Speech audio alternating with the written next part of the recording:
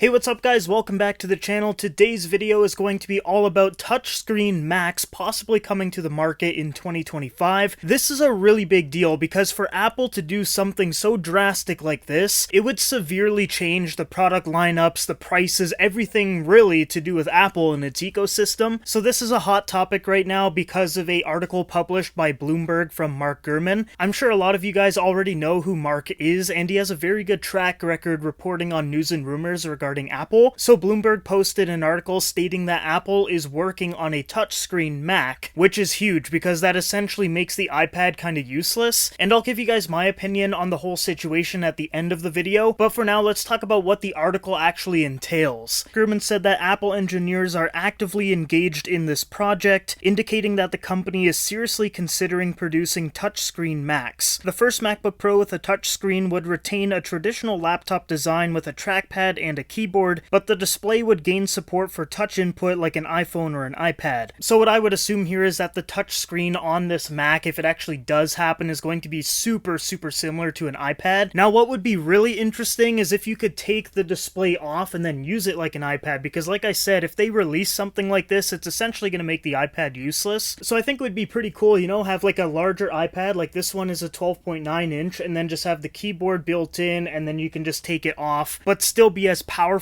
as a MacBook Pro. I think that is pretty cool. I think it's a little bit gimmicky at the same time though, but anyways, let's continue with this article. So it says here, the first touchscreen Macs are likely to use macOS as Apple is not actively working to combine iPadOS and macOS, according to this report, and iPhone and iPad apps are available on Macs with Apple Silicon chips though, unless a developer opts out. Now this obviously makes a lot of sense. Like if you're gonna have a touchscreen MacBook Pro, it better have macOS. But another thing that I found interesting was that in the article it says that Apple is not looking to combine iPadOS and macOS, which is kind of strange because I know a lot of people have been asking for macOS or something similar to that to be available for the iPads, especially on an iPad Pro. Like if you have a 12.9 inch iPad Pro and you can't use stuff like Final Cut, like that is kind of ridiculous. So what I'm trying to say here is that I hope they don't prevent you from being able to do certain things by not combining these softwares, because as you guys can see right now, there's actually some pretty big differences between iPad and macOS. macOS is definitely the superior software, so I'm just really hoping that they don't make a touchscreen Mac and then not give it the best software possible just because of touchscreen. Now I don't know if they're actually going to do that or not. We'll just have to wait and see. Now the last part of the article here is stating that Apple has repeatedly dismissed the idea of a touchscreen Mac over the years. This would be a major reversal in philosophy for the company if it moves forward with these plans. In 2010, for example, Steve Jobs said that touchscreen surfaces don't want to be vertical due to arm fatigue associated with holding up a finger to the screen. I 100% agree with that. Like if I have to keep poking my Mac like this, my arms are going to be so tired. I know that's a big first world problem, having to lift your arm just to click on your screen, but trust me, that would get super annoying, and I just don't think that touchscreen on a Mac is the right solution unless you can take the actual screen off and use it like an iPad. But if Apple does that, then that means their iPad sales are going to go down a lot, and part of the success with Apple's iPad is the fact that it's a different device within the ecosystem that is very powerful but touchscreen, which differentiates it from the laptops, which makes people normally buy both in a lot of cases. So if they do something like this, you're going to expect the sales to drop for the iPads, I would say. But then at the same time, I am very worried for the cost of a touchscreen Mac. Like I would say right now, they're already considered expensive, so imagine if they added a touchscreen function too. That thing is going to be one pricey computer. In the article, it also talks about the Mac having an OLED screen, which would be great. And I don't really know how I feel about this whole thing. Like, yes, I think Apple is probably considering undoing this because a lot of the competition is, but at the same time, I don't really feel like they need to. Like, I don't think that many people would actually use this function. I think it's going to be similar to the touch bar. Like, it was introduced and everyone was like, oh my god, this is the coolest thing ever, and then barely anybody used it and now it's gone. I feel like a lot of the people that want to have that touch screen functionality will just get an iPad, and then if you want to have a trackpad and a keyboard, you can always just get that from Apple too. I just don't really see the need to essentially combine the two products, and then at the same time, like, does that mean that they cancel the iPads? I don't really know. Like, I would assume they would always keep like an iPad mini and a base iPad around, and then if they really wanted to get crazy, they could essentially make the MacBook Pro almost like an iPad Pro. I don't really know though. Like, I don't think they need to do this. It's being reported that they might be releasing a touchscreen Mac in 2025, 2025, which would be crazy. Like the article said, Apple has always said that they don't want to do this. They said it's ergonomically inferior, which I agree. Like having to go on a laptop and always lift your hand and poke it, I think is kind of dumb. Plus, the Macs right now are doing very, very well. Apple generated $40.1 billion